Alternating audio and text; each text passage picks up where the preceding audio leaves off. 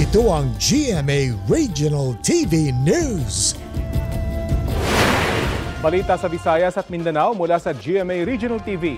Nagkasalpukan ang isang ambulansya at motorsiklo sa Cebu City. Cecil, ano nangyari?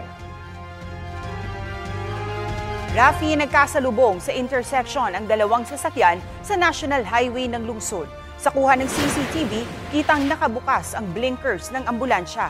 Huminto ang isang motorsiklo na nasa kasalubong na linya. Pero nang lumiko ang ambulansya, nagtuloy-tuloy ang isa pang motor. Bumaba ang driver ng ambulansya pero kalaunay umalis din. Base sa investigasyon, umuwi sa kanilang bahay ang rider pero binawian ng buhay kinabukasan. Wala ang pamilya ng biktima ng aming puntahan. Ayon sa kanyang kapitbahay at kaibigan, nakita niyang may mga pasa ang biktima at masakit ang katawan nang umuwi pagkatapos ng aksidente. Isa sa ilalim pa sa autopsy ang labi ng biktima. Hinahanap rin ng mga otoridad ang driver ng ambulansya.